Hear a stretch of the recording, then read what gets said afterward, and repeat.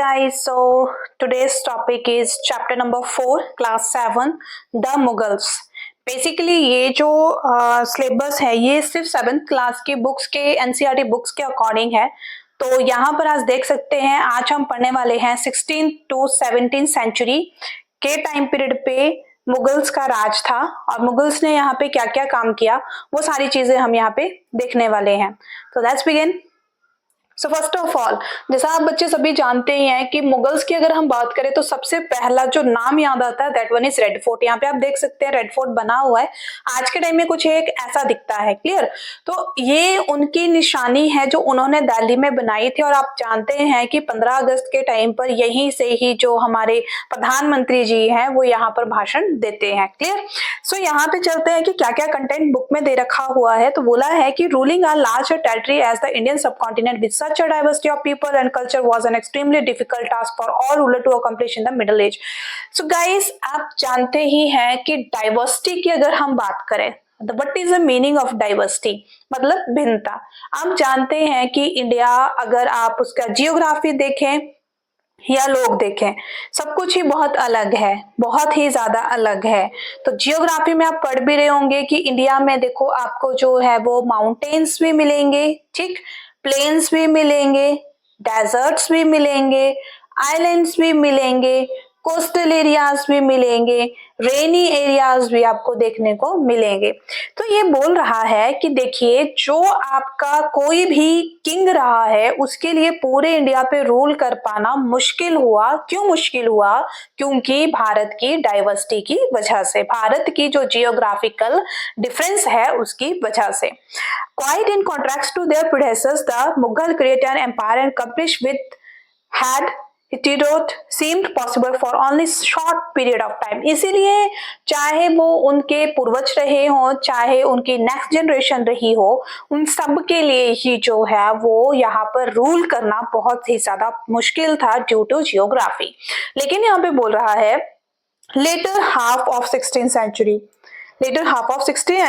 they expand their kingdom from Agra to Delhi।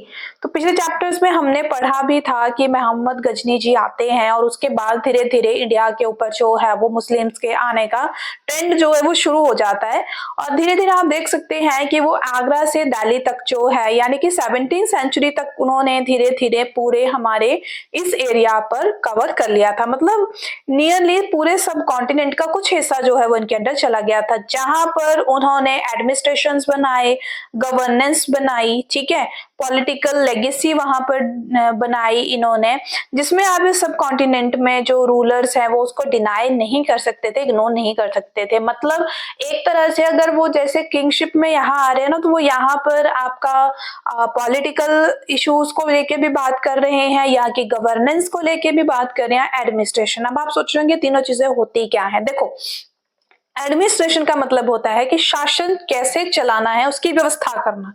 Clear? Governance का मतलब होता है कि वो शासन चला रहा है, वो चीजों को according to administration, according to rule चीजों को कर रहा है। ठीक है। नेक्स्ट है पॉलिटिकल। पॉलिटिकल का मतलब होता है कि वो जो पर्सन है वो एडमिनिस्ट्रेशन के साथ मिलकर जब गवर्नेंस कर रहा है, मतलब रूल कर रहा है, तो उसको कुछ ऐसी चीजें भी चाहिए जिससे लोग उससे खुश रहें, लोगों को बेनिफिट हो और उसको खुद को कोई प्रॉब्लम ना हो, उसे कहते हैं पॉलिटिक्स। ठीक है जी। जैसे today prime minister of India address nation independence day from the rampart of red fort. ये बहुत इंपॉर्टेंट क्वेश्चन है। रैम्पार्ट ऑफ रेड फोर्ट से जो है दिल्ली से वो खड़े होके जो है वो भाषण देते हैं। आपने सुना होगा, करते हैं ना, मोदी जी वहां पे खड़े होके भाषण देते हैं। ठीक है। और ये रेजिडेंस था बेसिकली मुगल एम्परर का। तो रैम्पार्ट कौन सा पार्ट है जहां पर मुगल एम्परर खुद वहां रहते थे। क्लियर? तो आई होप ये आपको जो है वो बेसिक जो है वो समझ आया होगा। अब यहाँ पे सेकेंड डायग्राम में आप देख सकते हैं, यहाँ पे बताया गया है कि Mughal army on campaign. Mughal army जो है वो कैंपेन लगा रही है किसी भी दूसरे राज्यों को जीतने के लिए, चाहे वो फाइट कैंपेन हो, चाहे वो किसी भी तरह का कैंपेन हो। ओके जी। So this is the important part of this.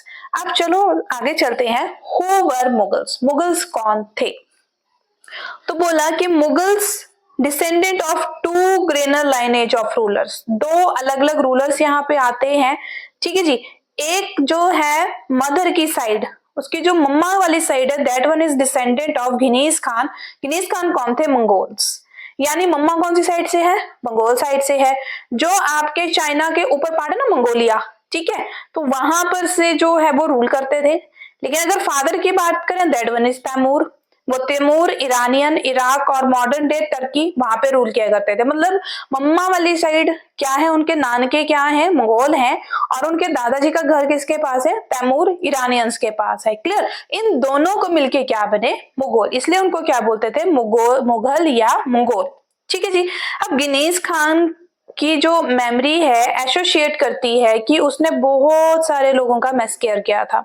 It is also linked that Uzbeks the Mongol competitors, उनके टाइम पर जो है वो उज्बेक्स जो थे बहुत ज्यादा कॉम्पिटिटर थे उनके। On the other hand Mughal were proud of their Taimur ancestors, not least of all because their great ancestor has captured Delhi in 1398. They celebrate their genealogy, each ruler getting a picture of Taimur himself. तो देखो ये लोग ना जो तैमूरियन side से जो है वो बहुत ज्यादा खुद को मानते थे, क्योंकि ये बोलते थे कि हमने दिल्ली को कैप्चर कर लिया। इवन दिल्ली में जो है वो सबसे ज्यादा उस टाइम पे चौहान्स, द ग्रेट चौहान्स थे जो रूलर्स थे। हाँ, ड्यू टू वीक सक्सेसर्स की वजह से जो है वो थोड़ा सा टाइम पीरियड में उनका जो है वो लैक हुआ। अब देखो यहाँ पर देखो, यहाँ पर डायग्राम में मैप में दिया गया है military campaign under Akbar and Aurangzeb. अब देखो जितना ये कलर्ड पोर्शन है उतना एरिया इन्होंने जीत लिया था। क्लियर? लेकिन इससे आगे वाला एरिया और इसके अपसाइड वाला एरिया ये जीत नहीं पाए थे, क्योंकि यहाँ पर क्या आ रही थी? डिवीजन आ रही थी जियोग्राफिकल। क्लियर? तो अगर आप जियोग्राफी देखें तो थोड़ा सा वहां पे वेरिएशन इन चीजों को लेके है। अब फिगर 3 में बताया है कि Canon were N important addition in 16th century warfare. Babur used them effectively in the first battle of Panipat. तो अब यहाँ पे देख सकते हैं कि यहाँ पर जो है वो कैनन्स का यूज जो है वो यहाँ पे किया जा रहा है वॉर्स के लिए। और ये सबसे ज्यादा इंपॉर्टेंट है कि बाबर ने इसको जो है वो बाबर ने कब यूज किया था? तो फर्स्ट बैटल ऑफ पानीपत में इसको यूज किया था। क्लियर? चलिए नेक्स्ट चलते हैं। आगे बात करते हैं कि मुगल मिलिट्री कैंपेन्स, मुगल ने कौन कौन से मिलिट्री कैंपेन्स जो है वो लगा रखे थे। तो कह रहे हैं कि Babur the first Mughal emperor जो 1526 से 1530 के बीच में रहा, वो जो है वो राजगद्दी पे बैठते हैं फरगान की 1494 में। कितने साल के थे वो उस टाइम से? 12 साल के थे। अच्छा आप बच्चे मुझे बताना, जब हम यहाँ रहे इंडिया में 12 साल का बच्चा होता है तो कौन सी क्लास में होता है ना? आगे बोले he was forced to leave his ancestral throne due to invasion of other Mongol group the Uzbeks. Similarly कि उज्बेक्स की वजह से उसे अपना जो है वो राजपाट छोड़ने पे मजबूर किया जाता है। After year of wandering he seize Kabul in 1504। तो काबुल को ये जीत लेता है कब? 1504 में। In 1526 he defeat sultan of Delhi Ibrahim Lodi at Panipat and capture Delhi and Agra. तो देखो यहाँ पर कोई इंडियन नहीं है, कोई हिंदू नहीं है, तो बेसिकली उस टाइम पर भी इंडिया में दिल्ली में किसका राज था? इब्राहिम लोदी का। तो इब्राहिम लोदी का जब राज था तो उसी टाइम पीरियड पे जो है वो बाबर जी आते हैं और बाबर जी ने आके जो है वो इब्राहिम लोदी को हरा दिया। क्लियर? आगे बोलते हैं मुगल ट्रेडिशंस ऑफ सक्सेशन। तो ट्रेडिशंस कहते थे ruler are primogeniture where the eldest son inherit the father's estate. बोले ये इस चीज पे विश्वास नहीं करते थे कि जो राजा है उसका बड़ा बेटा ही आगे चल के जो है वो राजा बनेगा। नो, ये मुगल और तैमूराइद कस्टम को फॉलो करते थे। Division of inheritance among all the son, which do you favour? Division of inheritance coparcenary and primogeniture. तो ये क्या करते थे कि ये बराबर बांट देते थे। अगर आपने मुगल शासन काल को हम देखेंगे तो मुगल के जितने भी लोग हैं ये बराबर बांट देते थे। फिर भाई आपस में आप बाद में देखो कि कौन ज्यादा सक्सेस कर पाता है, वही जो है वो राजगद्दी पे बैठेगा। अगर मुगल का रिलेशन देखें हम अदर रूलर्स के साथ, तो क्या बोला है कि Mughal ruler campaign constantly against ruler who refused to accept their authority. But as the Mughal become very powerful, many other rulers also joined them voluntarily. The Rajputs are a good example of this. Many of them married their daughters to Mughal families and received high position, but many resisted as well. The Sisodia Rajput of Mewar refused to accept Mughal authority for a long time. Once defeated, however, they are honorably treated by Mughals, given their land back as assignment. They careful balance between defeating but not humiliating their Mughals to extend their influence over many kings and chieftains, but it was difficult to keep their balance as opponent unable that time. तो यहाँ पर सीधे सीधे बोला है इस paragraph में उन्होंने कि देखो राजपूत भी जो थे वो जो इनको चूज कर रहे थे। क्लियर, ससोदिया राजवंशी ने सबसे पहले इसको मना कर दिया था, लेकिन जैसे वो हार गए थे तो फिर वो उन्होंने एक्सेप्ट कर लिया था। बट उन्होंने जो मुगल्स है इन्होंने कभी भी राजपूतों की जो है वो इंसल्ट नहीं की। यहाँ पर वो एक तरह से एग्जाम्पल सेट कर रहे थे। यहाँ पे सिसोदिया राजवंश बेशक हार गया था, लेकिन जो सिसोदिया राजवंश का जितना भी राजकाज था वो एज अ जागीर उनको वापस दे दिया गया था। जागीर मतलब एक तरह से वो मुगल के अंडर का लैंड है, लेकिन वो एज अ रूलिंग करने के लिए जो है वो सिसोदिया राजपूत को दे दिया गया था। क्लियर। अब यहाँ पर जो है वो डिफिकल्ट होता था बैलेंस बनाना ओपोनेंट्स के साथ, पर मुगल ने कभी भी इस चीज को जो है वो ह्यूमिलेट नहीं किया, तो इससे बाकी राजाओं के ऊपर भी जो है बहुत ज्यादा इफेक्ट पड़ा। अब ऑलरेडी इस पैराग्राफ में दे रखा हुआ है कि कई सारे राजपूतों ने क्या किया था, अपनी बेटियों की शादी जो है वो मुगल्स फैमिलीज में करवा रखी थी। क्लियर। अब उसमें एक एग्जाम्पल भी है यहाँ पर, द मदर ऑफ जहांगीर, जिसे आपने सीरियल भी देखा होगा जोधा अकबर, मूवी भी बनी है जोधा अकबर। ठीक है, तो वहां पे बोला गया है कि राजपूत थे अंबर के, मॉडर्न डे जिसे जयपुर कहते हैं। तो जो आपके शाहजहां की माता श्री हैं, राठौर प्रिंसेस थी, राजपूत रूलर ऑफ मेवाड़ की जो है वो बेटी थी जोधा जी, तो उनका मैरिज भी जो है वो अकबर के साथ करवाया गया था। एंड यू गाइज, अगर आपने वो जोधा अकबर वाला शो देखा होगा तो उसमें आपको क्लियरली दिख जाएगा कि किस तरह से वो एक जो हिंदू प्रिंसेस होके जो है वो रूल करती है मुस्लिम टेरिटरी के ऊपर। क्लियर, तो इस तरह की चीजें आप देख सकते हो। नाउ चलिए नेक्स्ट चलते हैं। So next one is Mansabdars and Jagirdars. So, as the empire expanded to encompass different regions, the Mughal recruit drive bodies of people from a small nucleus of Turkish noble. They expand include Iranians, Indian, Muslim, Afghan, Rajput, Maratha, and other groups. Those who joined Mughal services were enrolled as Mansabdar. The term Mansabdar referred to individual who hold a mansab, meaning a position or rank. It was grading system using by Mughal to fix rank, salary, military responsibility. अब यहां पर बोला गया है कि मनसबदार चीजें होती क्या है। देखो, अब ये जो है वो बेसिकली टर्किश जो है वो नोबल फैमिलीज में इसको यूज किया जाता है। अब देखो, जो आपके मुगल्स थे ये ऐसा नहीं था कि सिर्फ भारत में ही रूल कर रहे थे उस टाइम। नो, उस टाइम पे इन्होंने ईरान, ठीक है, इंडियन मुस्लिम्स हो गए, अफगान्स हो गए, राजपूत हो गए, मराठा हो गए, और कोई भी ग्रुप जो इनको ज्वाइन कर रहा है वो एज अ मनसबदार जो है वहां पे यूज होगा। ठीक है, मनसब का मतलब होता है कोई एक पोजीशन या रैंक। जैसे सपोज कोई भी पर्सन, चाहे वो राजपूत जो है वो मुस्लिम टेरिटरी में जा रहा है, मुस्लिम के दरबार में जा रहा है, तो वो लोग जो है वो अगर राजपूत जो है वो मुस्लिम्स को ज्वाइन करता है तो वो उसको क्या बना रहे हैं, मनसबदार बना रहे हैं, एक पोजीशन दे रहे हैं जिसमें वो सिलेक्ट करेंगे उसके रैंक को, उसकी सैलरी को, उसकी मिलिट्री रिस्पॉन्सिबिलिटी को। Rank and salary was determined by numerical value of jet. The higher the jet, the more prestigious noble position in court and larger the set. अब jet चीज क्या है, देखो यहाँ पे दिया है, nobles with a jet of 5,000 were ranked higher than those of 1,000. In Akbar reign there were 29 mansabdar who was ranked of 5,000 jat. By Aurangzeb reign the number of mansabdar increased to 79. Would this have meant more expenditure for the state? तो ऐसे nobles जिनके पास जो है वो जाट बोला जाता था उनको, जिनके पास 5,000 से रैंक जो है वो स्टार्ट होती थी, और वो जो है वो रैंक देन दोज ऑफ 1,000, तो 1,000 तक वो रैंक चाहती थी। क्लियर, ये एक न्यूमेरिकल वैल्यू है। जितने ज्यादा प्रेस्टिजियस वो होगा, जितना ज्यादा फेमस वो पर्सन होगा, जितना ज्यादा रिच वो पर्सन होगा, उतनी ज्यादा जो है वो उसकी वैल्यू होगी। आगे देखते हैं, the Mansabdars military responsibility required him to maintain a specific number of sawar और cavalryman. The Mansabdar brought his cavalryman for review, got them registered their horse brand and received money to pay them as a salary. मैंने बोला आपसे कि mansabdar system में क्या है कि जितना पर्सन फेमस है, जितना वो रिच है, अब रिच कैसे होगा, या तो उसके पास घोड़े बहुत अच्छे होंगे, या तो उसके पास मनी बहुत ज्यादा होगा, या उसके पास जो है वो जितना भी उसका मिलिट्री है वो सबसे ज्यादा स्ट्रांग होगा।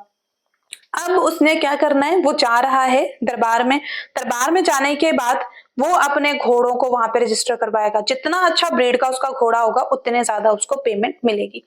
मनसबदास receive their salaries as revenue assessment called jagirs which were somewhat like iqtas. हमने इकतास भी ऑलरेडी पढ़े।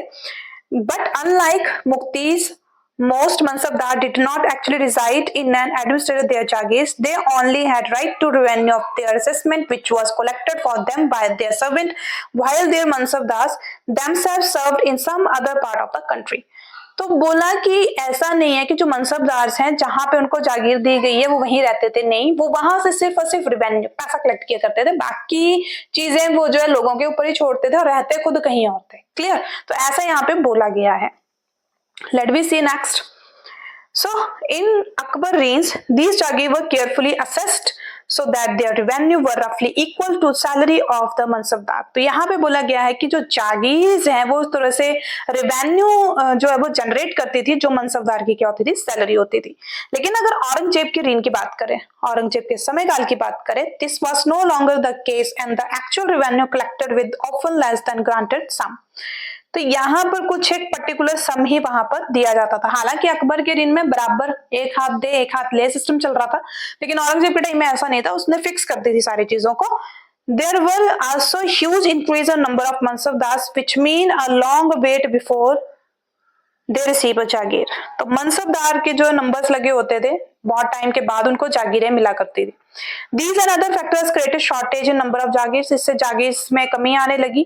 Many Jagirdar try to expect as much as revenue from there। अब जितने ज्यादा रिवेन्यू वो देंगे उतना ज्यादा उनको फायदा।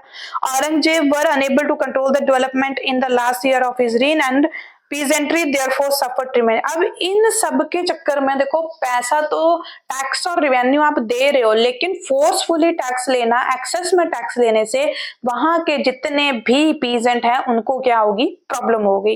अब ऑब्वियसली बात है, ये लोग पैसा कहां से निकालेंगे, पीजेंट के सर से ही निकालेंगे। आगे लिखा है जब्त एंड जमींदास, एक और टर्म आएगी जमींदास।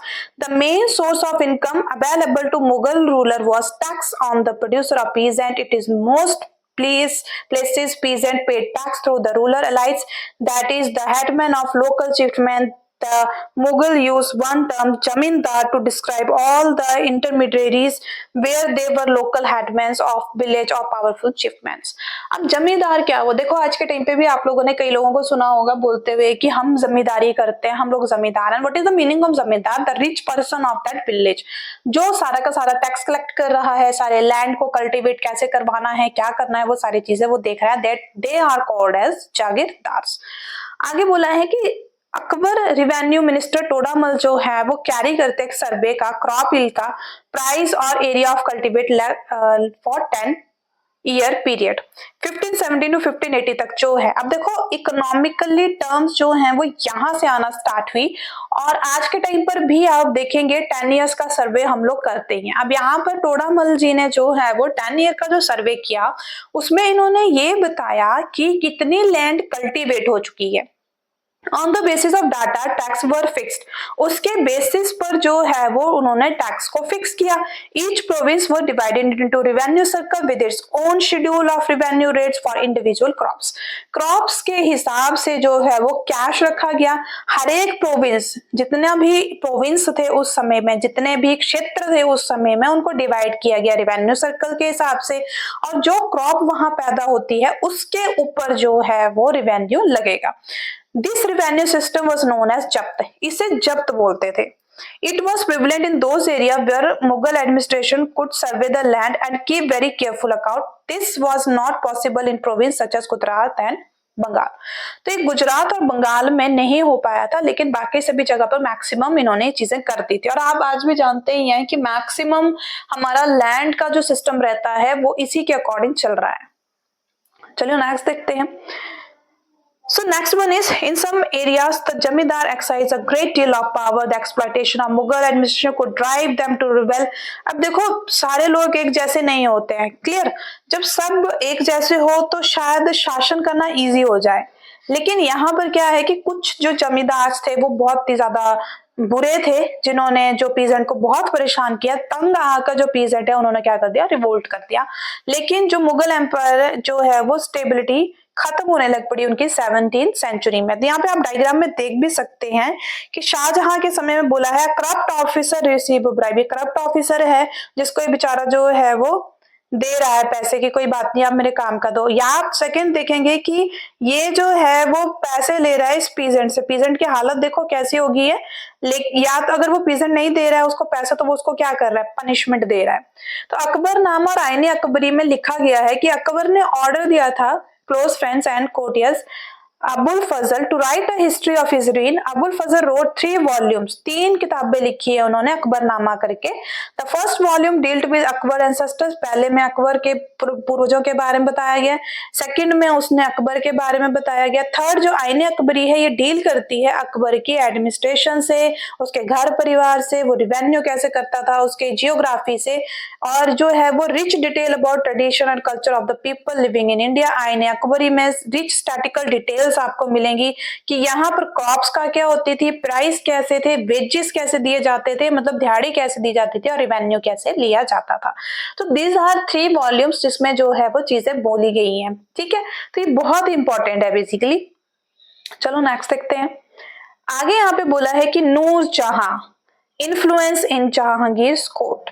तो नूरजहां का जो है वो इन्फ्लुएंस कैसा कैसा रहता है जहांगीर के कोर्ट में, वो बताया गया है। तो मेहरुनिसा जो है वो जहांगीर से मैरिज करती हैं 1611 में, और उनको नूरजहां का जो है वो टाइटल दिया जाता है। वो बहुत ही लॉयल और सपोर्टिव थी अपने हस्बैंड की। उन्हें जो है वो जहांगीर कहते हैं कि सिल्वर कॉइन्स भी उन्होंने उनके नाम पे जो है वो बना रखे थे, जिसके ऊपर उन्होंने क्वीन बेगम या नूरजहां का जो है वो टैग लगा रखा हुआ था। अगर उनके डॉक्यूमेंट्स देखें, the square seal states command of most sublimes and elevated majesty Nur Jahan Padshah Begum. The round seals estate, मतलब देखो यहाँ पे 2 तरह की सील्स जो है वो उन्होंने बना रखी हैं। एक तो ये जो है आप देख सकते हो स्क्वायर कुछ इस तरह से बनी होती थी, इसके ऊपर नूरजहां पदशाह बेगम लिखा होता था। एक जो है वो सर्कल में बनी होगी लाइक दिस वन, जहां पे जो लिखा गया होगा moon by Nur Jahan Padshah lady of that age, कुछ ऐसा करके जो है वो इसके ऊपर जो है वो कॉइन्स के ऊपर टैग लगे हुए थे। अगर सुल्ले कुल में देखे तो जहांगीर अकबर के बेटे थे, इन्होंने डिस्क्राइब की है सुल्ले कुल में कुछ पॉलिसीज।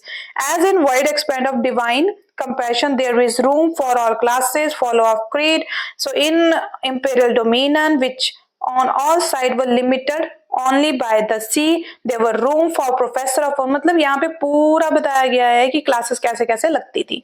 सुन्नी और शिया जो है वो मॉस्क यहाँ के बारे में बताया गया है। क्रिश्चियन और ज्यूज के जो है वो चर्च प्रेयर्स के बारे में भी यहाँ पे बताया गया है। और यूनिवर्सल पीस कहते हैं ससुल्ले कुल को। तो वो यहाँ पे बता रहा है कि हर चीज का क्या किया गया है, टॉलरेंस किया गया है। Good and bad and road to intolerance are closed. तो इनटॉलरेंस किसी भी चीज के लिए नहीं है, सबके लिए बहुत बढ़िया सिस्टम यहाँ पे जो है वो एस्टेब्लिश किया गया है। क्लियर। तो आगे यहाँ पे बोला है the Mughal emperor in 17th century and after. 17th century में क्या क्या इनके साथ घटनाएं घटती हैं। तो यहाँ पे बोला गया है कि बहुत सारे ट्रेडर्स, ट्रैवलर्स कमर्शियल और इकोनॉमिक प्रॉफिट के लिए यहाँ पे आते हैं। वहाँ बहुत सारे विजिटर्स भी यहाँ पर आते हैं, ठीक है। State of poverty that excited state by side greater opulence, वो भी बताया गया है यहाँ पे कि जी गरीबी के बारे में भी यहाँ पे बताया गया है। शाहजहां के समय की अगर बात करें तो हाईएस्ट रैंकिंग थी मनसबदार की 445 इन नंबर्स हो गए थे, जो बढ़ के 8000 हो गए थे। स्मॉल नंबर्स जो है वो 5.6% थे। टोटल मनसबदार जो है वो 61.5% जो है टोटल एस्टिमेट रेवेन्यू का ले जाते थे एम्परर से एज अ सैलरी, ठीक है। और उनके ट्रूपर्स के लिए। The Mughal emperor and their mansabdar spend a great deal of income, salaries and good expenditure, benefit of artisan. मतलब यहाँ पर पूरा इसमें बताया गया है कि कैसे कैसे जो है वो उन्होंने अपना खर्चा किया। तो खर्चे में क्या है, मनसबदार आपके 61.5% ले जा रहे हैं, ठीक है। बाकी जो है वो बचता है वो थोड़ा सा इन्होंने जो है वो आर्टिस्ट जो लोग हैं और किसान है उनको दे दिया, ठीक है। कुछ जो है वो प्राइमरी प्रोड्यूसर जो है वो उनके हाथ में दे दिया। The poorest among them lived hand to mouth. Hand to mouth यहाँ पे एक फ्रेज है, बड़ी मुश्किल से ये लोग गुजारा कर पा रहे थे टूल्स और सप्लाईज के लिए भी। इंक्रीज प्रोडक्ट इंक्रीज करने के लिए मर्चेंट और बैंकर्स को काफी ज्यादा प्रॉफिट यहाँ पे हुआ। वेल्थ और रिसोर्स काफी अच्छा हो गया। कमांड मुगल एंड लाइट हुआ। आगे यहाँ पे बोला है कि late 1570 at the authority of Mughal slowly decline. Mughals emperor जो है वो स्लोली स्लोली डिक्लाइन कर गए, ठीक है। पावरफुल सेंटर बन गया ये बहुत ज्यादा। आगे न्यू डायनेस्टीज यहाँ पे आई, हैदराबाद और अवध में भी नया कमांड बना इनका। और मुगल ने जो है दिल्ली को एज अ जो है वो किंगशिप की तरह देखा। वहां पे बहुत बड़े बड़े इन्होंने किले बनाए, बहुत सारे चीजें बनवाई। 18th सेंचुरी की अगर बात करें तो कंसोलिडेट हो गया और जितने भी इनके जो अंडर जितना भी प्रोविंस आए थे वो सारे प्रोविंस जो है वो आजाद होते हैं ड्यू टू वीकर सक्सेसर्स की वजह से। सो दिस इज द चैप्टर जहां पे मुगल्स के बारे में हाईलाइट की गई है चीजों को कि मुगल्स ऐसे थे ऐसे थे और ऐसे थे। होप आपको ये चैप्टर जो है वो ढंग से समझ आया होगा। होप ये जो चीजें हैं आपको क्लियर हुई होंगी कि यहाँ पर मुगल एम्परर के टाइम पे क्या क्या चीजें हुई हैं। क्लियर। सो गाइज, अगर आपको मेरा वीडियो अच्छा लगा हो और चीजें क्लियर हुई हो तो please like share and subscribe करें और मुझे जो है वो कमेंट सेक्शन में जरूर बताएं कि आपको मेरा वीडियो कैसा लगा। और जहां जहां पे मैंने ये अंडरलाइन की है इन चीजों को जो है वो आप भी अपनी बुक में हाईलाइट कर दें। इसी के साथ thank you so much, have a great time.